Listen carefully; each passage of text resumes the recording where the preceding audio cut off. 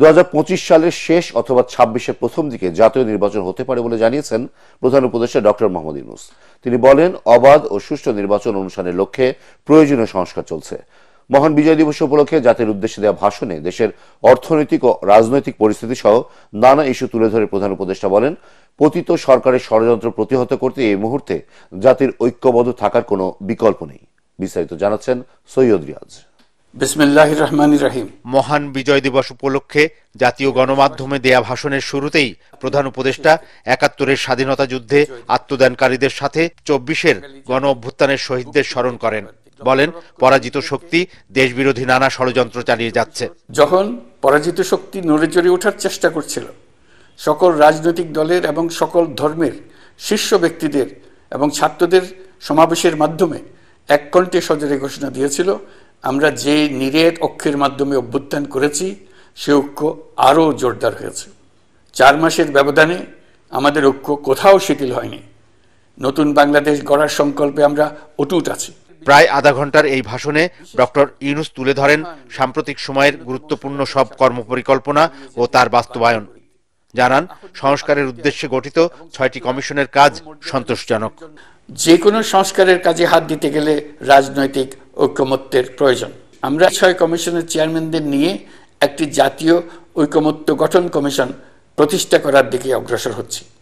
এর কাজ হবে রাজনৈতিক দল সহ সকল পক্ষের সঙ্গে মতামত বিনিময় করে যে সমস্ত বিষয়ে ঐকমত্য স্থাপন হবে সেগুলো চিহ্নিত করা এবং বাস্তবায়নের জন্য সুপারিশ করা।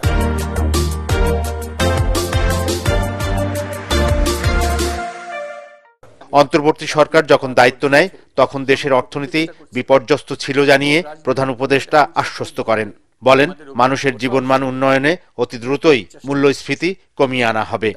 আমাদের অর্থনীতি ঘুরে দাঁড়াতে শুরু করেছে, পরিস্থিতির উন্নতি হচ্ছে। গত কয়েক মাসে বাজারে কিছু পণ্যের দাম বেড়েছে। আমরা সরবরাহ বাড়িয়ে, আমদানিতে শুল্ক ছাড় দিয়ে, মধ্যস্বত্বভোগীদের দৌরাত্ম্য কমিয়ে এবং বাজার তদারকির মধ্য দিয়ে জিনিসপত্রের দাম কমিয়ে আনার চেষ্টা করছি। পরিবহন খাতে চাঁদাবাজি এখনও পুরোপুরি বন্ধ করা যায়নি। এটা সম্ভব হলে আমরা আশা করি জিনিসপত্রের দাম আরো কমে আসবে। এবারের জাতীয় নির্বাচনে প্রথমবারের তরুণ ভোটাররা যাতে শতভাগ ভোটাধিকার প্রয়োগ করতে পারে সে লক্ষ্যে সরকার কাজ করছে জানিয়ে ডক্টর ইউনূস বলেন, ১ থেকে ১.৫ বছরের মধ্যে একটি গ্রহণযোগ্য নির্বাচন উপহার দিতে চান তারা। প্রধান নির্বাচন কমিশনার সহ নির্বাচন কমিশন গঠন করা হয়ে গেছে। কমিশন দায়িত্ব গ্রহণ করেছে। যদি অল্প কিছু সংস্কার করে ভোটার তালিকা নির্ভুলভাবে তৈরি করার ভিত্তিতে নির্বাচন সম্পন্ন করতে হয়, তাহলে 2025 সালের শেষের দিকে নির্বাচন অনুষ্ঠান হয়তো সম্ভব হবে। আর যদি এর সঙ্গে নির্বাচন প্রক্রিয়া এবং নির্বাচন সংস্কার কমিশনের সুপারিশের পরিপ্রেক্ষিতে এবং জাতীয় ঐকমত্যের ভিত্তিতে প্রত্যাশিত মাত্রার সংস্কার যোগ করি, তাহলে অন্তত আরও 6 মাস অতিরিক্ত সময় লাগতে পারে। জুলাই আন্দোলনে গণহত্যার বিচার করতে আন্তর্জাতিক ট্রাইব্যুনালে সব ধরনের স্বচ্ছতা নিশ্চিত করা হয়েছে বলেও জানান প্রধান উপদেষ্টা। এই বিজয় মাসে সৈয়দ রিয়াজ, এটিএন বাংলা, ঢাকা। নির্বাচনের সম্ভাব্য তারিখ নিয়ে জাতির উদ্দেশ্যে দেওয়া প্রধান উপদেষ্টার বক্তব্যকে স্বাগত জানিয়েছে বিএনপি। মহান বিজয় দিবসে দলের প্রতিষ্ঠাতা সাবেক রাষ্ট্রপতি জিয়া রহমানের সমাধিতে শ্রদ্ধা নিবেদন শেষে স্থায়ী কমিটির সদস্য মির্জা আব্বাস একথা জানান। বিধি নিষেধ না থাকায় দীর্ঘদিন পর সমাধি প্রাঙ্গণে বিএনপি নেতাকর্মীদের ঢল নামে।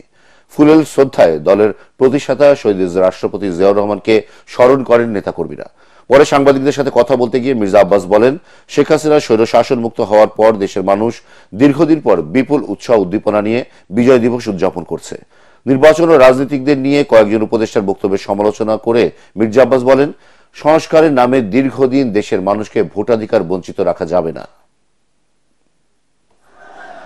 নির্বাচনে যারা পার্টিসিপেট করবে, যারা অংশীজন, তারা যদি চায় উনি যৌক্তিক সময় নির্বাচন দেবেন, সাধুবাদ জানাই, কিন্তু এর বাইরে কোনো কথা থাকতে পারে না। আর সংস্কার একটা বিষয়, এটা যুগ যুগ ধরে চলবে। উপদেষ্টা কয়েকদিন আগে বলেছেন 53 বছর রাজনৈতিক নেতৃবৃন্দ কি করেছে, রাজনৈতিক ব্যক্তিত্বরা যা বলে সে কথাগুলোকে বোঝার চেষ্টা করেন, মানার চেষ্টা করেন। এই কথা ভাববেন না যে আমরা ক্ষমতায় যাওয়ার জন্য লালায়িত। আমরা চাই জনগণের ভোটের অধিকার, আমরা চাই গণতন্ত্র। এদিকে ৩০ লাখ শহীদের বিনিময়ে অর্জিত স্বাধীনতা এবং বাংলাদেশের ভাবমূর্তিকে বিতর্কিত করছে ভারত, এমন মন্তব্য করেছেন ছাত্র প্রতিনিধিরা। আগামী ২-১ মাসের মধ্যে রাজনৈতিক দল হিসেবে নিজেদের আত্মপ্রকাশের কথাও জানান জাতীয় নাগরিক কমিটির আহ্বায়ক নাসির উদ্দিন পাটোয়ারি।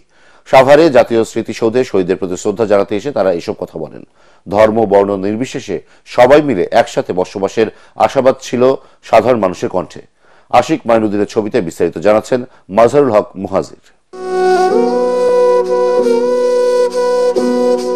৫৩ বছর আগে বিশ্ব মানচিত্রে অভ্যুদয় ঘটে স্বাধীন ও সার্বভৌম বাংলাদেশের।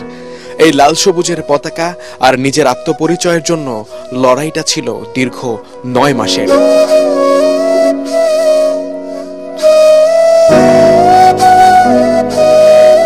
জুলাই পরবর্তী প্রথম বিজয় দিবসের সকাল থেকেই ছিল সব শ্রেণী পেশার মানুষের ঢল। পোশাকে লাল সবুজের বাহারি উপস্থিতি, কণ্ঠে দেশের গান। তবুও জিজ্ঞাসা, মুক্তিযুদ্ধের চেতনা কতটা ধারণ করতে পেরেছি আমরা? বৌদ্ধ বলে বা হিন্দু বলে বা মুসলিম বলে আলাদা যাতে না ভাবে, একসাথেই আছে, একসাথেই থাকতে চাই। বাংলাদেশের মুক্তিযুদ্ধের সময় ভারত যে সহযোগিতাটা করেছে সেই সহযোগিতা বিনামূল্যে বিনা স্বার্থে করে নাই। এদিকে বিজয় দিবসে শ্রদ্ধা জানাতে এসে জাতীয় নাগরিক কমিটির কড়া হুঁশিয়ারি।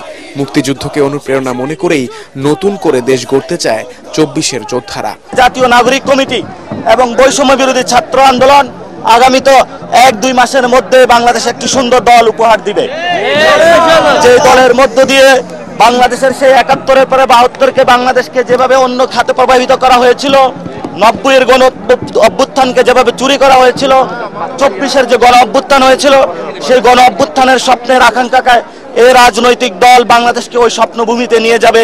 এক ফ্যাসিবাদ থেকে মুক্ত হয়ে দেশ যেন অপর কোনো ফ্যাসিবাদের হাতে বন্দী হয়ে না পড়ে, সেই ব্যাপারে সবাইকে সজাগ থাকার আহ্বান জানান ছাত্র প্রতিনিধিরা।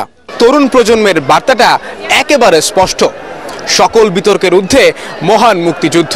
এই তরুণ প্রজন্মের চাওয়া এক বৈষম্যহীন বাংলাদেশ, যেখানে থাকবে না কোনো ফ্যাসিবাদ, সবাই একসাথে হাসবে, একসাথে বাঁচবে। সাভারের জাতীয় স্মৃতিসৌধ থেকে মাজহারুল হক মুহাজির, এটিএন বাংলা, ঢাকা।